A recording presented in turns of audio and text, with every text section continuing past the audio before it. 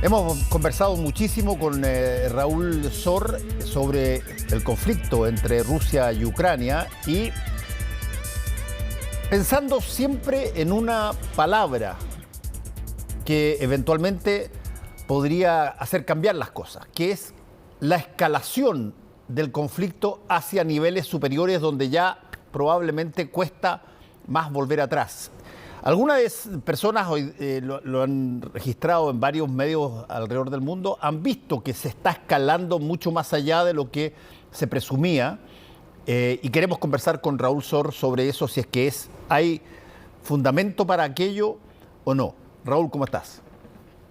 Hola Fernando, sí, definitivamente hay bases para pensar de que aquí se ha, digamos, dado un nuevo paso en el escalamiento del conflicto entre Rusia y Ucrania, y esto se dio en el marco de la reunión del G7, el grupo de los 7 países más ricos industrializados que estaban reunidos en Hiroshima, en Japón. Y allí se dijo oficialmente que Occidente y Estados Unidos en particular estaban dispuestos a permitir la transferencia de aviones F-16 a Ucrania. Bueno, esto sí marca una diferencia. Hasta ahora Estados Unidos había mantenido una situación ambigua y el presidente Biden en particular se había negado a cederle o de permitir que otros países entregaran algunos aviones F-16 a Ucrania. ¿Y por qué esto marca un punto de inflexión? Lo mismo que con los tanques Leopard alemanes, también hubo mucha vacilación por parte de Alemania en primer lugar, pero finalmente le han entregado y están en el proceso de facilitarle estos tanques. Bueno, los tanques se puede discutir si es un arma defensiva, ofensiva. Un tanque Leopard, claro, lo puedes usar para defenderte si te atacan, pero tú también con él puedes lanzar una ofensiva. No es lo mismo con cierto tipo de artillería, incluso con ciertos tipos de cohetería. Y hasta hace poco Occidente decía, le estamos entregándole armas a Ucrania porque tiene el legítimo derecho a defenderse. Y ese es el propósito de entregarle armas, no es que escale el conflicto.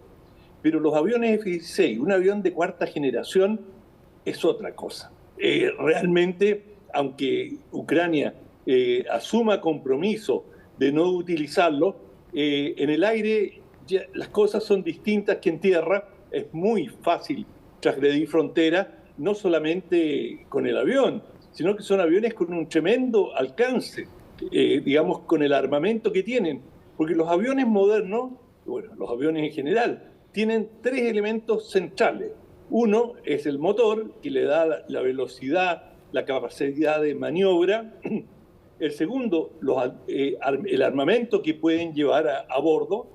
Y el tercero, muy importante, es el radar, es decir, hasta dónde pueden observar.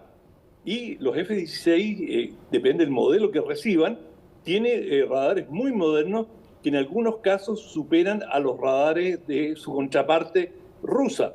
Y en ese caso, tú puedes disparar un misil a tu adversario sin que él ni siquiera se entere de que tú estás volando dentro de tu propio país. Es decir, un avión ruso volando sobre Rusia puede ser el blanco de un misil de un avión ucraniano, un F-16. Por lo tanto, esto cambia radicalmente la ecuación de la guerra. No quiere decir que automáticamente Ucrania adquiere una superioridad militar, porque Rusia tiene un poderío aéreo muy significativo y tiene aviones muy competitivos de cara al F-16, pero con esto se cambia hasta cierto punto el balance de fuerza y todo depende cuántos aviones le van a entregar a Ucrania y qué modelo. Es decir, igual que con los autos, hay distintos modelos y autos de la misma marca, digamos que incluso el mismo modelo, pero 2 años, 3 años más modernos, tienen prestaciones, rendimientos muy diferentes. Por lo tanto, falta por saber exactamente cuál va a ser el tipo de modelo que va a recibir, que se presume que los podría obtener a través de Polonia y que ya, y este es otro elemento muy importante, Fernando, ya se estarían preparando los pilotos. No es que ahora van a comenzar a entrenar pilotos para aviones F-16. Y el piloto es la cuarta pieza fundamental, junto con el radar, las armas y el motor. Bueno, el piloto es absolutamente clave. Déjame hacerte una pregunta, Raúl, solamente basada en algunos de los factores que estamos viendo en este conflicto. No solamente tenemos una invasión de Rusia sobre territorio ucraniano, por las razones que se esgrimieron en el principio, de que impedir que fuera parte de la OTAN y toda esa trifulca que quedó. Bueno, se produce este conflicto bélico, pero mientras tanto están pasando otras cosas. La Corte de Justicia Internacional acusa a Putin. Incluso hasta podría, si es que él sale de Rusia, ser arrestado, digamos, una serie de cosas de ese tipo. Te lo pregunto porque hay montones de episodios que hemos conversado miles de veces de otras guerras, donde de pronto, ya sea porque uno de los que están en el conflicto lo hace de buena manera, pero el otro lo interpreta de otra, tú le entregas una excusa a tu adversario para que el adversario haga una cosa distinta a lo que correspondería. Por ejemplo, si es que tú hoy día dotas de estos F-16 a Ucrania, ¿qué tanto estás de alguna manera dándole una excusa a Putin para que escale a su vez? Y la escalada de un poder militar como el ruso es bastante más que lo que puede hacer Ucrania. Sin duda, tienes toda la razón, pero estos son pequeños pasos que, acumulados, recorren enormes territorios. Y en esta pulseada, porque esto hay un pulso, un tira y afloje entre Occidente o los países miembros del G7 y Rusia y sus aliados, bueno, ¿hasta qué punto pueden llegar? Y Rusia ha hecho una serie de advertencias, pero no las ha respaldado en el terreno.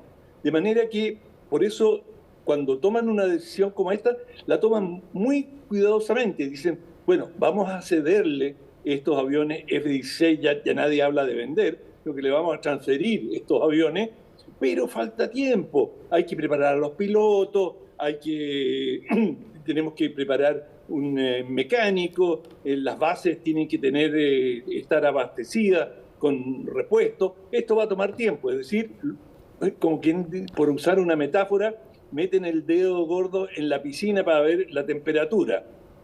Depende cómo responda Rusia. Si Rusia, y de hecho en los últimos días o durante el G7, respondió con intensos bombardeos a distintas ciudades de Ucrania. Pero es algo que los adversarios se van midiendo. Y eso es lo que estamos viendo en este momento. Ahora, ¿cómo puede responder Rusia? Bueno, puede multiplicar sus bombardeos, ya sea con misiles. Más difícil ahora, por ejemplo, con su aviación, porque las defensas antiaéreas ucranianas han mejorado mucho y han recibido material extraordinariamente moderno y eficaz de parte de sus aliados. De manera que la guerra, como todas las guerras, va cambiando, se van incorporando armas, algunas no funcionaban tan bien como se esperaba, y así sucesivamente. Ya Ucrania cuenta con, ahí lo vemos, batería misilística, y lo nuevo del F-16 es su capacidad de penetrar relativamente profundo en territorio ruso, cosa que hasta ahora los ucranianos no disponían. Estados Unidos dice, no, entregamos estos aviones sobre la base de garantía, etcétera. Pero estamos viendo que en estos días grupos de comando ucranianos o afines a Ucrania han ingresado en territorio ruso y han realizado actos de sabotaje. Bueno, ¿qué es lo que pasa? ¿Quién monitorea, aparte de las grandes potencias, qué pasa en el espacio, qué pasa en el cielo? Es decir, ¿quién dijo que el avión pasó? ¿Dónde disparó el misil? ¿A qué distancia? Y así sucesivamente. Y esto va produciendo un escalamiento. Un avión ruso puede decir que actuó en defensa propia y derribar un avión ucraniano, o a la inversa. Por lo tanto, esto sí es un escalamiento y conlleva riesgos importantes, porque la guerra no ha dejado de escalar y cada paso la torna más peligrosa. Bueno, seguiremos atentos a esta situación que uno la ve probablemente en la televisión, como mucha gente nos está viendo ahora, o la sigue en los medios de comunicación, pero esta es una guerra en Europa, esta es una guerra donde las víctimas se multiplican, donde las partes están tratando de justificar ante su propia gente el continuar batallando y, sobre todo, tú tienes poderes nucleares metidos, que eso siempre es algo que hay que mirarlo con mucha cautela, porque si hay algo que...